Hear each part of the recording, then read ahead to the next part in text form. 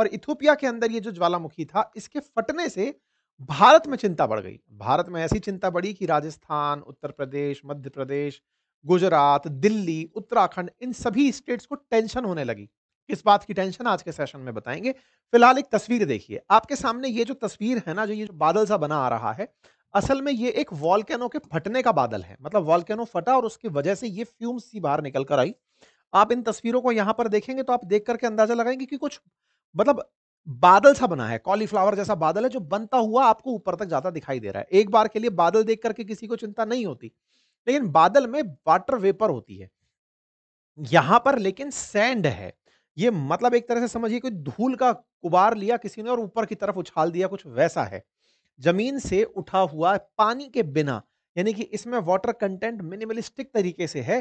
ये पानी नहीं है, बारिश नहीं करेगा, एक धुएँ का गुबार है जो इस तरह से उठ रहा है, जिसे आप यहाँ पर देख सकते हैं। एक वीडियो भी बाहर आया, जिसे आप यहाँ पर देखकर अंदाज़ा लगा सकते हैं कि किसी व्यक्ति ने इसे रिकॉर्ड किया अपने मोबाइल में और इस धूल के गुबार को उठता हुआ आप देख रहे हैं।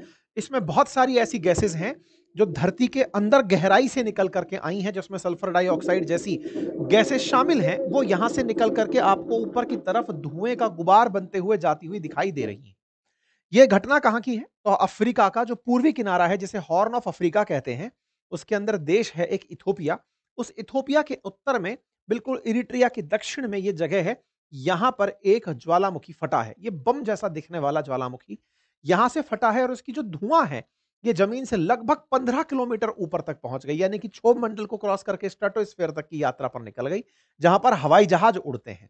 तो ऐसे में ये ध हवा ऊपर उड़ी। अब ये कौन-सी जगह है? तो देखो हॉर्न ऑफ अफ्रीका जो है ना वो इस तरफ अरब सागर के किनारे पर डला हुआ है और अरब सागर के किनारे हम डले हुए हैं, यानी कि अरब सागर से अगर आप चलेंगे तो अरब सागर के पूर्व पे इंडिया है। तो अब यहाँ पर कोई वोल्केनो फटा है और वहाँ आप रहते हैं उस कोने में। आप सोचिए कि इस वोल्केनो की धुआँ से आपको टेंशन हो रही है। अब अंदाज़ा लगाइए कितनी भीषण धुआँ रही होगी। ये हेडलाइन है कि इथियोपिया का वोल्केनो इरप्शन हुआ, जिसकी वजह से दिल्ली, नॉर्थ इंडिया रिस्क में आ गए। ये सारी चर्चा आज के सेशन में करेंगे। ये तस्वीरें हैं, जिन्हें आप देखकर अंदाज़ा लगा सकते हैं कि यहाँ पर उठा धुआँ, जिसका नाम अच्छा इस वोल्केनो का नाम था हाइली-गुबी।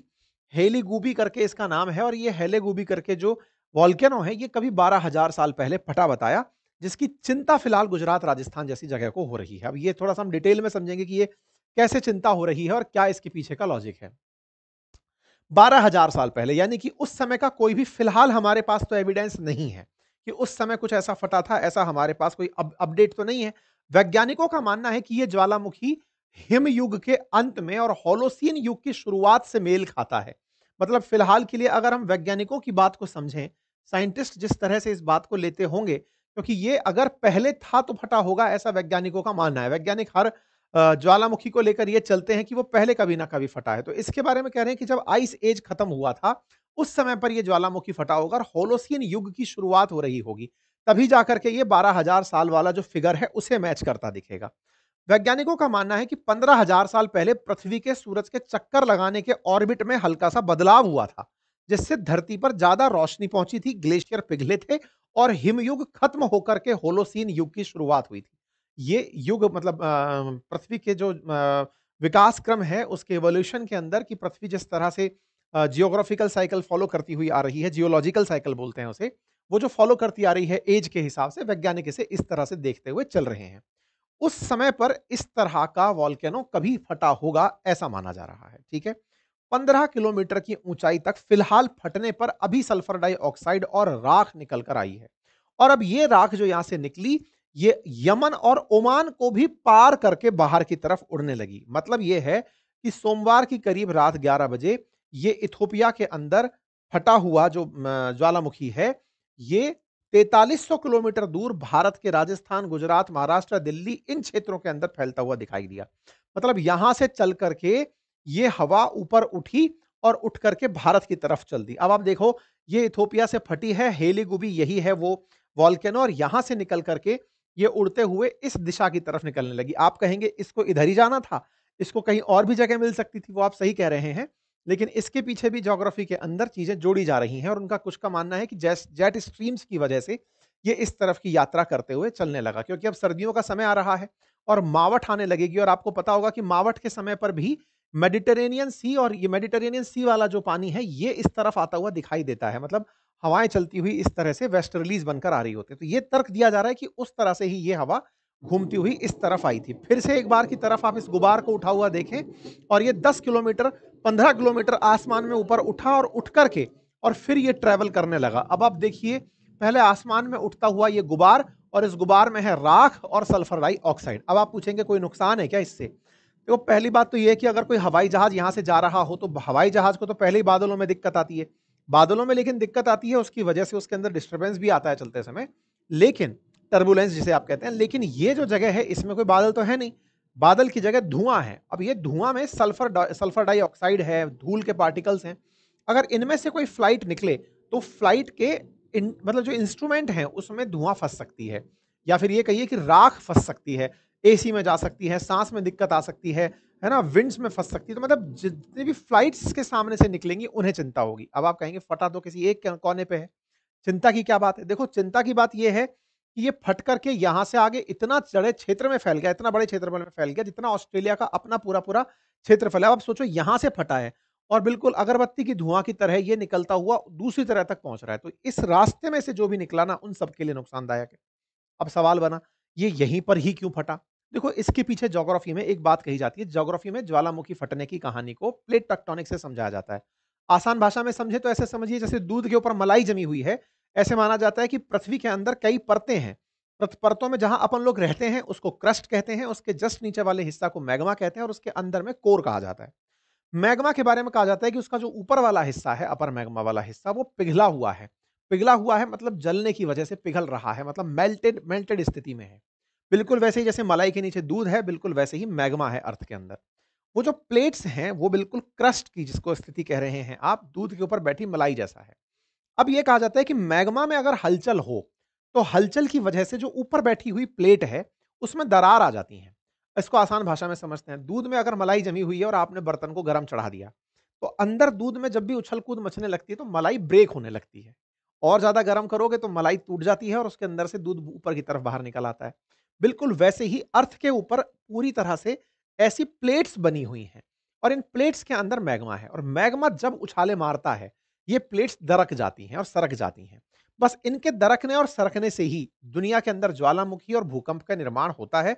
इस प्रक्रिया को प्लेट टेक्टोनिक एक्टिविटी कहते हैं। मतलब आप ये समझिए कि आप इस तरह से मैग्मा की अपराइजिंग देखते हैं, और फिर ये इस तरह से दाएँ-बाएँ निकलना शुरू कर देता है, और शुरू करके प्लेट्स को धक्का देता है, और प्लेट्स दूसरी प्लेट से टकराती है तो टक्करें होती हैं। कुछ इस तरह का नवैया निकल कर के आता है। ठीक है?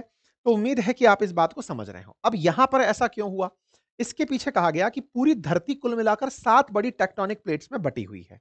ये प्लेटें साल भर में 2 से लेके 10 सेंटीमीटर की रफ्तार से हिलती-डुलती हैं। आज भी इनके अंदर हलचल होती है, जिसकी वजह से ज्वालामुखी का फटना और भूकंप का आना देखा जाता है। फिलहाल जहां पर यह घटना घटी है, वहां पर 3 बड़ी प्लेटें हैं, और वो जो 3 बड़ी प्लेटें हैं, वो हर साल 1 से 2 सेंटीमीटर सरक रही हैं। इनमें से एक प्लेट का नाम है नूबियन प्लेट, दूसरी का नाम है ईस्ट अफ्रीकन प्लेट, और ये जो तीनों प्लेटें हैं, जिसमें से एक अफ्रीकन महाद्वीप की जो प्लेट है, सोमालियन प्लेट के साथ मिलकर के ये फटती हैं। तो मतलब ये 3 प्लेट कुछ इस तरह से हैं। अफ्रीका वाली नूबियन प्लेट, अरेबियन पेनिनसुला की प्लेट और न्यू सोमाली वाली प्लेट, ये 3 प्लेट्स हैं। पश्चिम की तरफ नूबियन, उत्तर की तरफ अरेबियन, पूर्व की तरफ सोमाली प्लेट, और ये तीनों एक दूसरे से 1-2 सेंटीमीटर के हिसाब से सालाना सरक रही हैं। अगर ये प्लेट यों सरकेगी, ये प्लेट यों सरकेगी, तो बीच में मामला खाली होगा, बिल्कुल होगा। अफ्रीका के पूर्व की तरफ इसी कारण से एक रिफ्ट यानी कि एक खाँच बन रही है, और उसे अफ्रीकन रिफ्ट के नाम से जाना जाता है। अफ्रीका के मैप को जब आप देखेंगे, तो मैप के अंदर ईस्ट अफ्रीकन रिफ्ट बहुत ही सिग्निफिकेंट फीचर है जब ज्योग्राफी का मैप पढ़ाया जाता है।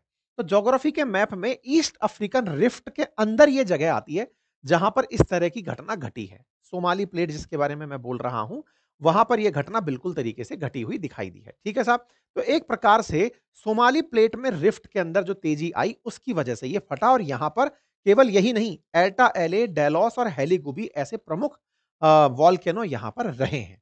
उम्मीद है कि आपको वॉल्केनो की कहानी समझ में आ गई होगी। प्लेट का विस्थापन, अंदर से निकले हुए मैग्मा का ऊपर निकल कर आना, और मैग्मा जब सरफेस पर आ जाता है तो आप उसे लावा कहते हैं, और उसके साथ साथ बड़ी मात्रा में ऐश के क्लाउड बन करके बाहर आते हैं। ठीक है साहब? ये जो क्लाउड्स हैं, ये अब चलते चलते अपनी तरफ चल पड़े और भारत की तरफ निकल कर आए। ये कुछ तस्वीरें हैं जो दिखाती हैं कि देखो यहां से चलते हुए ये चले, अरब सागर क्रॉस होते हुए जैसे निकले ही भारत के लिए थे, फटे ही भारत के लिए थे, इस तरह से फट करके भारत की तरफ चलते हुए दिखाई दिए। अब आप तारीखों में नजर देखें, 23 नवंबर को ये फटता है शाम के दिन। 24 नवंबर की सुबह ये लगभग ओमान को क्रॉस कर जाता है धुआं। ये धुआं और उड़ते-उड़ते फिर पाकिस्तान, भारत के अंदर राजस्थान, गुजरात इन क्षेत्रों को सेकंड डे में 24 नवंबर के दिन दोपहर तक पहुंच जाता है और पहुंचते-पहुंचते अब क्योंकि आज आप इस सेशन को 26 तारीख के दिन सुन रहे हैं, ये क्रॉस कर चुका है और क्रॉस करते-करते ये अब चाइना की साइड में निकल गया, हिमालय को क्रॉस करते हुए आगे चला गया है, ठीक है? तो इसका पूरा जो यात्रा चक्र है, उसमें पाकिस्तान, भारत ये सब शामिल हुआ और अब ये भारत को क्रॉस करके चाइना की तरफ निकल गया है। 4300 किलोमीटर की दूरी राख ने तय कर ली 2 दिन के अंदर, आप इससे अंदाजा लगाइए। तो क्या इससे कोई नुकसान हुआ? देखिए, अपेक्षा ये थी कि इसकी निकली हुई राख हमारे ऊपर गिरेगी या फिर जो जो क्षोभ मंडल है, जो हमारा ट्रोपोस्फेयर है, जहां पर हम लोग सांस के लिए ऑक्सीजन देखते हैं, उसके साथ मिलकर के ये एक्यूआई को बिगाड़ देगा, एयर क्वालिटी को बिगाड़ देगा और हमारे देश के अंदर पॉल्यूशन बढ़ा सकता है, फसलों को नुकसान पहुंचा सकता है, शीतलन भी कर सकता है। कई बार वॉल्केनो फटने से कूलिंग इफेक्ट भी आता है, लेकिन ऐसा कुछ हुआ नहीं। इसके धुएं के जो बादल थे वो निकल गए और आगे की तरफ अब चाइना साइड में पहुंच गए। चाइना को क्रॉस करके अब वो पैसिफिक ओशन में चले जाएंगे, अल्टीमेटली जापान के बाद जाते जाते ये बहुत न्यूट्रल हो जाएंगे। कुल मिलाकर के जो राख है, इसने बहुत तेजी से सफर किया और लगभग इसने मतलब अपने आप में कहिए तो 14 किलोमीटर ऊंचा उड़ करके इतना बड़ा क्षेत्रफल को कवर कर लिया जितने में ऑस्ट्रेलियन महाद्वीप समा जाए।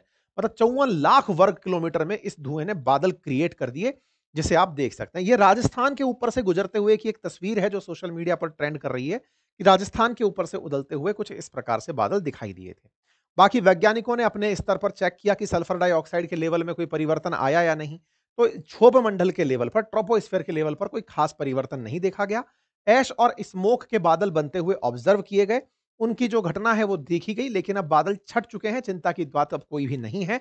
लेकिन हाँ, अपन सबके लिए जो ज्योग्राफी के छात्र हैं, जो रुचि रखते हैं, उनके लिए ये घटना अपने आप में एक बड़ी घटना मानी जाएगी, क्योंकि ज्योग्राफी में अक्सर ये पढ़ा जाता है कि एटमॉस्फेरिक कूलिंग का इफेक्ट भी आता है कई बार। जैसे हम ग्लोबल वार्मिंग कहते हैं, ऐसे ग्लोबल कूलिंग भी हो सकती है यदि ज्वालामुखी फटने से स्ट्रेटोस्फेयर में जाकर के धुएं के बादल छा जाएं, तो सूरज का प्रकाश नीचे ही ना आ पाए। कुछ इस तरह की स्थितियां भी बन सकती हैं। ग्लोबल वार्मिंग का भी इसे रीजन बनाते हैं, अगर कोई थोड़ा नीचे रह जाए तो धरती से उठी हुई जो हीट है वो वापस एटमॉस्फेयर में नहीं जा पाएगी, तो ओवरऑल गर्मी बढ़ जाएगी। तो ये तमाम चीजें हैं जिन्हें ज्योग्राफी के अंदर पढ़ा बहुत बार है, लेकिन आज होते हुए देखा तो आप में से बहुत सारे विद्यार्थियों को उनके कंसेप्ट रिवाइज हो गए होंगे। उम्मीद है कि आप लोगों ने इसे रियलाइज किया हो। इस बात पर एयरलाइंस की तरफ से अपनी तरफ से सारी एडवाइजरी जारी हुई। उन्होंने अपनी तरफ से बातें कही कि हम क्या-क्या ध्यान रख रहे हैं, प्रिकॉशनरी हम कैसे चल रहे हैं। इस रूट में आने वाली जो फ्लाइट्स हैं, उन्होंने प्रिकॉशनरी यात्राओं को थोड़ा-सा मॉडिफाई कर दिया। निकलते हुए, बचते हुए निकले और कुल मिलाकर के यहाँ से सब कुछ अब फिलहाल सुरक्षित निकल गया। कुल मिलाकर एक सवाल अगर ये पूछा जाए कि साहब अगर हवाई जहाज के रास्ते में ही राख मिल जाए तो क्या करें? तो देखो, पहले से ही उनको अवेयर बताया जाता है कि रास्ते का ये रास्ता निकल रहा है, यहाँ से ऐश जा रही है।